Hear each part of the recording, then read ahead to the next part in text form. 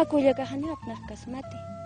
Chachaca maquiña pagana. Chachao mejor pequeñeja nayaro sapjet. Ahí te discrimina, no tienen respeto, te insulta. Hasta me han dicho, me han amenazado que me iban a pegar si es que yo no iba a obedecer, ¿no? Algo que ellos están diciendo, que han determinado. Amenazando, ¿no? Que yo estoy buscada para que me denuncie o para que me maten, así, ¿no? Sapjara kitu ukawarmina ka kunara klura phe ukawarmina ka alak silaon to chirhama ki uganga phe firma maya firma psipche ampar ai tiri ki uganga phe sosai khamanak sapita. La búsqueda de acceso al poder político por parte de la mujer en Bolivia guarda antecedentes históricos que se remontan a los tiempos de la colonia. Se trata de antecedentes teñidos de sangre, pero también de acciones épicas. Bartolina Sisa, líder indígena aymara, no solo acompañaba a Tupac Katari, su compañero, en las grandes rebeliones indígenas anticoloniales del siglo XVIII, sino también comandaba los ejércitos rebeldes. Juana Azurduy, guerrillera mestiza y gran jinete, hizo frente a los ejércitos reales en la llamada Guerra de la Independencia a comienzos del siglo XIX. En los albores del siglo XX, cuando Bolivia ya era una república independiente, pero sin reconocer derechos plenos a la población indígena y a las mujeres, la poetisa Adela Zamudio, pionera del feminismo en Bolivia, abrió la senda de la lucha por los derechos de la mujer, aunque limitada a su mundo social no indígena. Más tarde, a mediados del siglo, la resistencia de los obreros mineros a la oligarquía cuasi feudal, reprimida con cárcel y masacres por los gobiernos serviles a ese poder, dio lugar a la emergencia de una líder invaluable, María Barzola, muerta a manos del ejército represor. Todos estos esfuerzos coronaron en 1952 con la conquista de los derechos civiles y políticos para todas las mujeres del país y para toda la población indígena, cuando las rebeliones indígenas, obreras y populares culminaron en la Revolución Nacional, que dio inicio a transformaciones sociales inéditas en el país. Este reconocimiento, sin embargo, fue casi formal, pues indígenas y mujeres fueron excluidas sistemáticamente del poder político, y mucho más las mujeres indígenas, a quienes se las mantuvo excluidas por doble condición. Por tanto, por varias décadas fueron contadas las mujeres que accedieron a los espacios políticos. En ese contexto, el ascenso de Lydia Gayler a la presidencia de la República en 1979 no solo fue efímera, sino históricamente casual y sin ninguna repercusión en los derechos de las mujeres. Gayler fue derrocada y exiliada por una dictadura militar.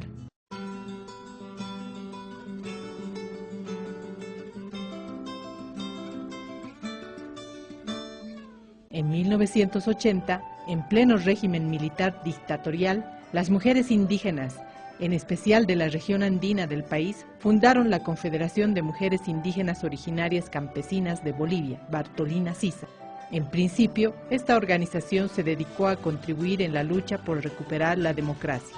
A partir de esta experiencia, las mujeres indígenas vinieron construyendo vías de acceso a los espacios públicos en las comunidades rurales, enfrentando un sinfín de obstáculos, a tal punto que no se puede afirmar que hoy en día ese proceso esté consolidado.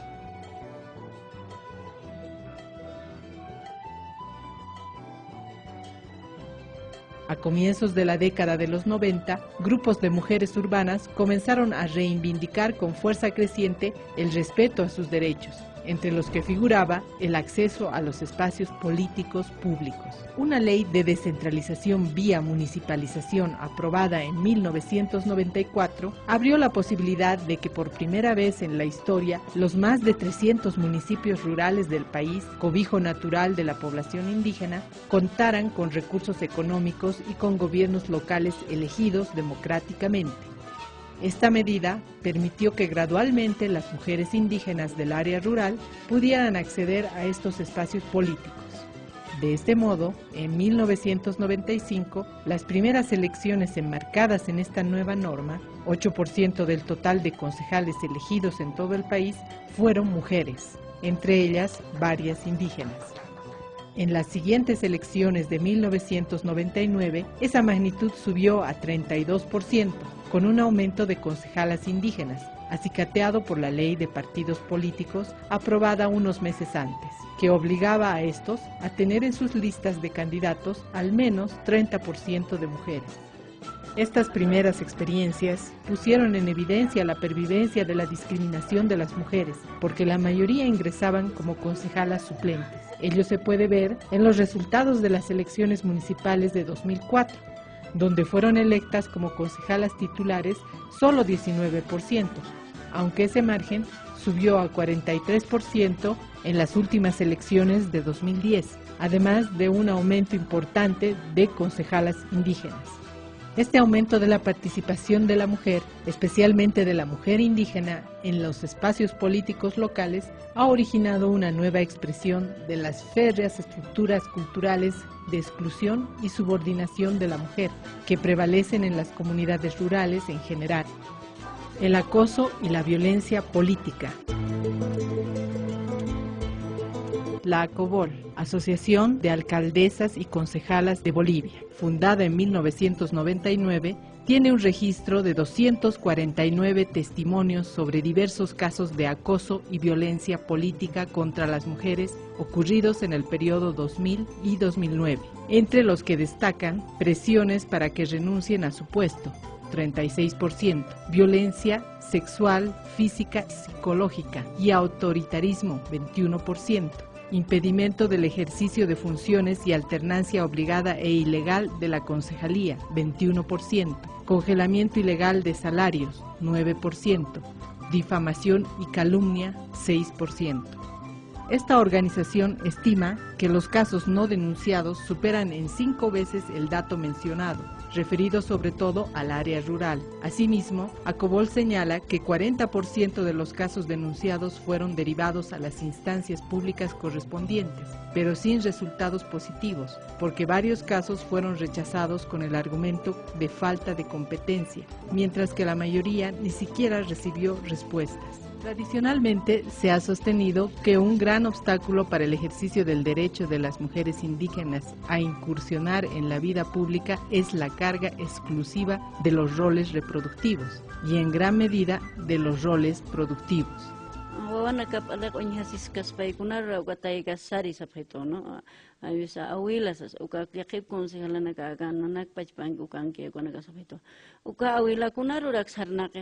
Uka naksar nakas ke uka awila cha uka taika han alak tapan conozcaña paus yo mal concejalacito no uka uka concejalana ka wawana ka puñasispan xirik uchupan conocisinkpan ubehap awatisispan sabjito no entonces hay veces acá uka discriminación ukam uthapuni sabhapuni to incluso actores social na campaña sabjito kunata kira katakas tamis sumanta sarnakas que ale conocis caspan chachapjak ana xirik uchup ladun conocis caspan wawana gatak payasis caspan ale payasis caspan sapet siempre puni utanha ukam mayo qetunitua ukatakik paikat anya hapuni hupaha hutiwa kiabayarua paora huti ukatakik pait anya hapuni hay veces hani una ya paikat ukanaka kanida lurkayat ukanaka mamita harukiwa na yaha pait arapita tao humawa harsir hat akam haqiq toqisip qipt ipans haniu arumas puren qat urapar amaneci tal vez purinchi hay veces 11 de la noche purinchi. Pero estas casi 2 décadas de apertura institucional del espacio político local están demostrando que además de ese obstáculo existen otras estructuras similares o peores que impiden poderosamente el ejercicio de ese derecho a las mujeres indígenas. Como refleja el cuadro de casos registrado por ACOBOL, esas estructuras socioculturales se hacen patentes en el mismo seno del desempeño de funciones de las mujeres que han logrado acceder al espacio político local. Pero ese cuadro no refleja la situación que deben enfrentar estas mujeres en su propia familia, con su propio compañero de vida, quien usualmente se convierte en cómplice involuntario del acoso y la violencia política. Nayan esposo haniu muniri kanti kunarus ukarus sarata huma kargma katasaha separas hapre, mañudo hapre, ukama kuyakanakaj unishre. Nayahwali hachak kukam karuruma kataina munayata, inaroja faculta kuyakanakas eligitua botompis atiptaraktua, pero esposo Janio entiende wairi kiti. An mayanas no hito haibisanaka hasta sito mapuriska hasta akarat puriska ni puringtas aibisa sito kat no hito. Kunah pachata ukanakan akaida daharo aibisa sito no katukanakas no hito. Esposo Jaro ukanak nayaklit ayaraktua akamawa warminakan huthaskiwa derecho hanit kititas masti hanit nayahwali ukampinakarunak purinmontas ani umasarkas mati ukah kelqt atakichi hay letraja uma hani unaya umarkas kiris matisas. Mi papá no quería que sea alcalde, no quería que sea concejal, no quería que entre a la política, me dijo la política lo peor, es lo más sucio, no te metas a eso, denuncia. Mantay munapje ukullakanaka perwalas jaraya sipje, porque chachanaka hupanakaruja, nuapjewa y alpas uñisipjewa, animalanakampe hantalirar hutanya patakeja, animalanak anjaraya, ya pluratas, hupanakaja, akantapje yapu, humaja uktukunanyamau, akasemanaja uklurata, En marzo de 2012, una concejala indígena del municipio rural Ancoraimes fue encontrada sin vida en la ciudad de La Paz. La policía no ha esclarecido aún esta muerte, pero se sabe que en vida esta concejala interpuso 2 recursos de amparo contra todos los concejales y contra el alcalde de esa población, pues no se le permitía participar en las sesiones. Posiblemente, debido a este episodio extremo, en mayo de 2012, la Asamblea Nacional Plurinacional de Bolivia por fin aprobó la ley contra el acoso y violencia política contra las mujeres, norma que estuvo durmiendo varios años en esa instancia. El presidente de Bolivia, Evo Morales, promulgó la ley de lucha contra el acoso y violencia política a las mujeres. Dirigentes de mujeres socialicen, informen, debatan. Estaba preguntando al compañero Nardi si va a ser importante ese reglamento, esa ley. Me dice, no, sí, eso debatan, a ver cómo se puede implementar la aplicación mediante un reglamento si fuera necesario, pero hay que informar nuestras bases. No debería extrañar que en el debate muchos asambleístas se opusieron hasta el último momento a aprobar penas altas para los acosadores. Antes que se apruebe han puesto obstáculos, han puesto dificultades, pero como mujeres electas, como autoridades, hemos tenido que defender, hemos tenido que hacer. Cuando nos ha planteado un artículo que teníamos que cambiar, hemos cambiado, hemos negociado. ¿Cómo vamos a hacer? Esta nueva ley define certeramente el acoso político y la violencia política contra las mujeres candidatas, electas, designadas o en ejercicio de la función pública y contiene penas relativamente duras para los infractores. Por tanto, puede ser un buen instrumento sancionatorio, pero sus méritos solo podrán ser valorados en la práctica. Además, las causas del acoso y la violencia política contra las mujeres en el ámbito público y privado permanecen. Con la Constitución Política del Estado que está en vigencia, un poco ha bajado, pero con eso no queremos decir que ha bajado totalmente. Sigue. En vez que nosotros disminuyamos ese acoso político, ese violencia política, se está empeorando. ¿Por qué? Porque creo que todavía no tienen esa mentalidad. Los hombres hacia las mujeres no le dejan la oportunidad de la mujer que tenga su propia decisión y su propia también las propuestas que ella vierte y no es así aceptable. Eso es, más que todo es en tema de liderazgo. Hay veces hanis ancha capacidad anib kirist warmina uka carguna kam apnaq añataki uthap kitas pan uka capacidad totalmente incapacidad anib kirist hay cargam amuy abjito no ni upanaka inclusive que munasib que nanaka manama tecnaira hasta ma esclavo uintata warmi hasta utanga phana no ve entonces ukama kisigi ukamas kenyanaga munaparak pacha ukatai ukam sapajito haniu sarañapakit concejala, haniupak sarañapakit como ukatay pirupak chachana kam uka cargum sarnakañapakit sabjeto. Ahora me siento perseguida, tengo miedo incluso, que me puedan incluso matar, no sé. Tengo miedo porque como le digo, ¿no? Hace rato hablé con una concejal y le he dicho, porque ¿cuándo vas a venir? Tengo miedo de ir, porque tengo miedo que me hagan cualquier cosa.